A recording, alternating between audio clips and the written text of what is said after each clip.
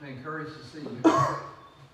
We're still studying through the book of Judges, so if you have a Bible, if you were open there to Judges 9, that's where you would be. And we'll look at this too. It's a long chapter. It's 50. You see, it has 57 verses, and so we're going to be looking at the entire chapter, but not today. Skip to the end of the chapter, the last two verses. And this is what the chapter is about. It says, "So God repaid the wickedness of Abimelech, which he had done to his father in killing his 70 brothers. God also returned all the wickedness of the men of Shechem on their heads, and the curse of Jotam, the son of Jerubbaal, upon them." Jerubbaal is Gideon. So the setting of this is back in chapter 8. We're going to look at that in just a second. But the point of this text is that God brings judgment on those who are wicked and don't listen to him. And sometimes he brings that judgment in this life. Now, from teaching the scripture, there is going to be a day of judgment for everyone, and we'll stand before God's throne. And so God's judgment, and God will bring judgment upon those who are wicked then. And we can be sure of that. So because of that, God says that we're never to take vengeance. We can't take vengeance toward anyone, because God will make things right. He will settle things right. So initially was going to look at this whole chapter in one sermon, and I thought, no, that's not going to happen. So divided it up, and we're going to see Abimelech is Gideon's son. As we talked about him last week, we'll talk a little bit more about him in just a second, but 1 through 21 is his rise to power as king, and then 22 through the end of the chapter is his fall, and God brings his fall. And God brings his fall through working in the world. God could have just sent fire and just destroyed him, but he doesn't do that. So go back to chapter 8. This is the background to this, and we're not going to read all this, but Gideon, God chose Gideon, as a judge to deliver the people from the Midianites. And Gideon sent out a call, and from various tribes they came, and he had 35,000 in his army. And then God said, well, your army is too large, because you and the people will give glory to yourselves instead of to me. And so he says, reduce the army. You know how, you remember we talked about reducing so down to 300 men. So 300 men against odds inside the Midianite army. And so he was successful in that. But then after that, the people said to Gideon, you be our king, and your sons be our king, and your grandsons will be our king. They'll establish a dynasty here. And Gideon said, no. Look at verse 23 of chapter 8. I will not rule over you, nor my son rule over you. The Lord shall rule over you. And that sounds noble, doesn't it? It sounds good. But it seems there's some evidence in the text that even though Gideon said, outwardly, I don't want to be your king, that he lived a kingly life. I mean, he says, I will request of you this gold. And he takes that, and it's a lot of gold. It's emphasized how much it was in verse 26. And in verse 27, he makes some object. It's called an ephod in the text. And normally in Leviticus, the ephod was like a breastplate that the high priest wore. We made something like that out of gold and put it in his own city. And it says that all Israel committed infidelity with it. They worshipped it as an idol. Now early, at the very beginning, God calls Gideon and he said, tear down the idols to Baal that belonged to his father. And he did that. Now he's setting up something that becomes like an idol. And it says it became a snare to Gideon and his household. So Gideon said, I don't want to be your king, but now he's acting like a king, taking a tax and only somebody has some power could set up something like this in their own hometown. And then it tells us that he has a son, verse 31 of chapter 8. His concubine, who was in Shechem, also bore him a son. Well, before that, he has a lot of sons. He has 70 sons who were direct descendants. That's like a king would have. When they have many wives, basically as a harem. In verse 31, his concubine, who's in Shechem, bore him a son, and then his name is Abimelech, Abimelech. Melech means king. Av, like Abba, or Abba, or Abraham's name, Abram. That A-B in Hebrew means father. So Gideon's son's name means my father is king. Now Gideon said, I don't want to be king, I'm not going to be king, my son's going to be king, my grandson's going to be king. But then he names his son, my father is king. Now again, how much do we press this? But Abimelech is going to make himself king in the text that we see here. Gideon accomplished a lot for God. I mean, he had weak faith and God strengthened him. But then his biggest failure was leading the Israelites back into idolatry. Now, before, we're told what happens to his sons, look at verse 34, the last couple of verses here, of chapter 8. So the sons of Israel did not remember the Lord their God, who had saved them from the hands of all their enemies on every side, nor did they show kindness to the household of Jerubbaal. By the way, you see the name Baal or Baal in it, B-A-A-L. That's an idol god. J-E-R-U-B means strives against. So Gideon's father gave him this name, this nickname, after he destroyed the temple or the altar of Baal. He strives with Baal. So this is Gideon. So they didn't show kindness to the household of Gideon in accordance with all the good that he had done for Israel. Gideon, at the end, seems to have done some bad things. He didn't finish well. But the writer says that he has done some good. He's done good, but the people didn't show kindness to him. They plunged ahead into idolatry. And if you look, here it says that they make their God,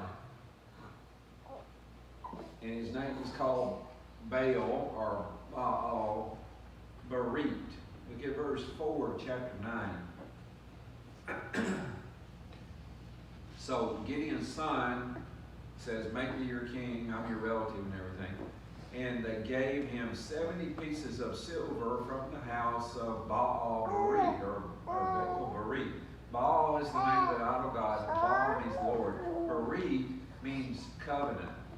So this is the idolatrous covenant that they've entered into. So they entered into a new covenant.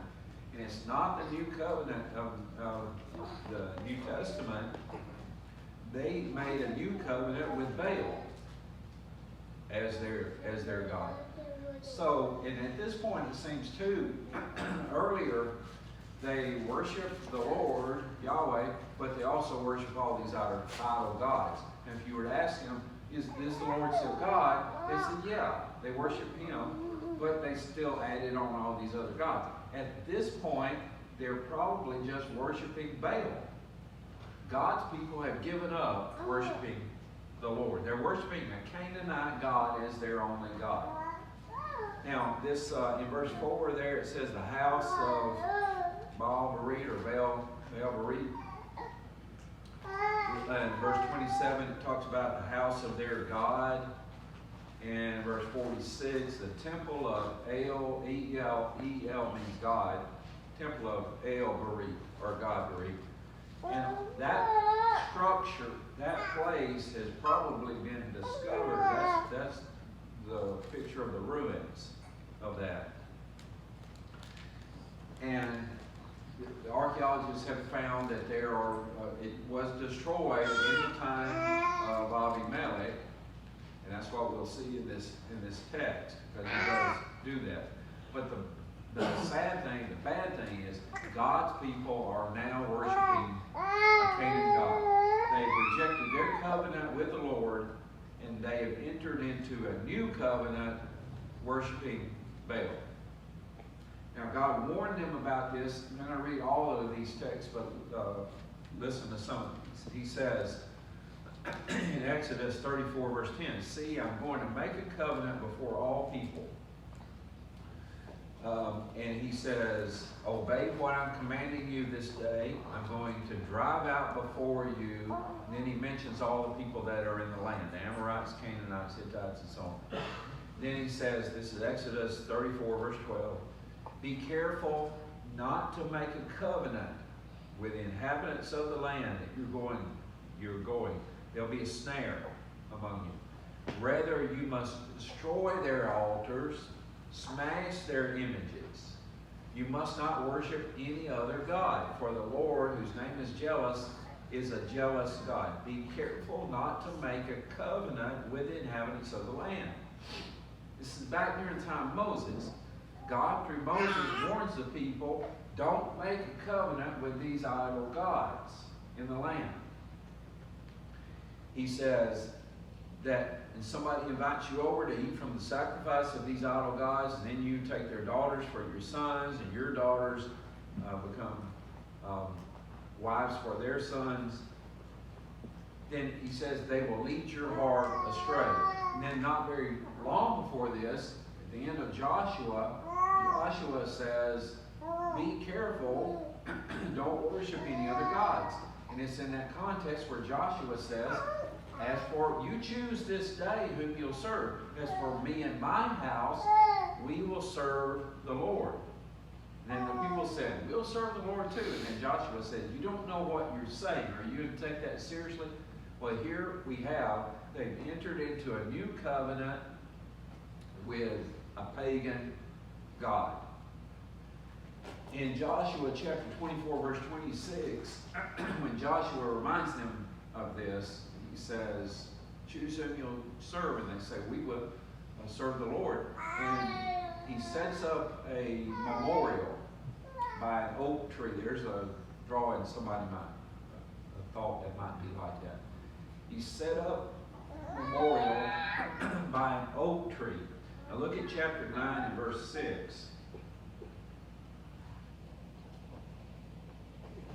All the leaders of Shechem, all Abimelech, assembled together, and they went and they made Abimelech king by the oak of the memorial stone which was in Shechem.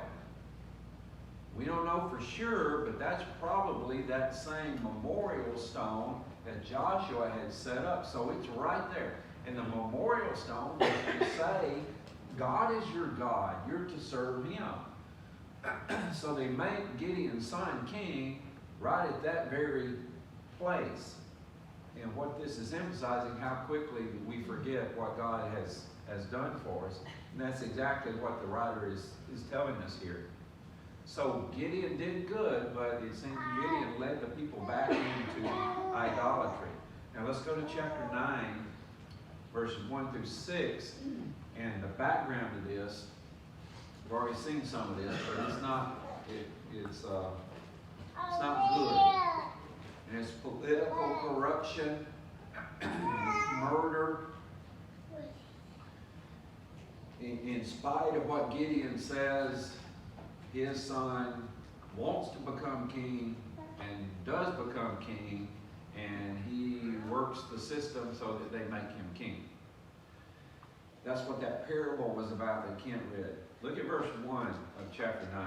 Now Abimelech, son of Jerubbaal, that's Gideon, went to Shechem to his mother's relatives. He spoke to them and to their entire family of the household of his mother's father, saying, speak now in the hearing of all the leaders of Shechem, which is better for you, for 70 men, all the sons of Jerubbaal, that's Gideon, to rule over you, or for one man to rule over you. Also remember that I am your bone and your flesh. So his mother's relatives spoke all these words on his behalf in the hearing of all the leaders of Shechem. And they were inclined to follow Abimelech, for they said, he's our relative. And they gave him 70 pieces of silver from the house of Baal-Berith, pagan god, with which Abimelech hired worthless and reckless men, and they followed him. Then he went to his father's house in Ophrah, and killed his brothers, the sons of Jerubbaal, 70 men on one stone. But Jotam, the youngest son of Jerubbaal, was left because he hid himself. All the leaders of Shechem and all Beit Millah assembled together, and they went and they made Abimelech king by the oak of the memorial stone which is at Shechem. Now when they told Jotam, he went and stood on the top of Mount Gerizim, and raised his voice and called out. He said to them, listen to me, you leaders of Shechem, that God may listen to you. So let's stop there and talk about this corruption. That in spite of what Gideon said, I don't be your king, my sons won't be your king, my grandsons won't be your king, they seem to have expected that somebody from Gideon's family is going to be king. And with 70 sons, who's it going to be? Who's going to take Gideon's place? Well, Abimelech didn't wait to see how this is going to turn out. He's going to work it so that he will be the king. And he has two things in his favor. He's the son of Gideon, even though he doesn't bring up that I'm the son of Gideon by a concubine. But he says, I'm the son of Gideon. That, in his mind, makes him, he's the one who should be king. He should be on the throne. And then his other asset is he had lived in Shechem. So you're my people. This is my hometown. So you should support me. He's campaigning here. The word, my mother's brothers, the word brother occurs a lot, 14 times in the whole chapter. So that's a significant thing. So he makes his case to his relatives, and he said, you guys need to get the word out to support me that I will be king. And his campaign, his argument is pretty simple. It's better to have one king than to have many kings, 70 kings, think of that.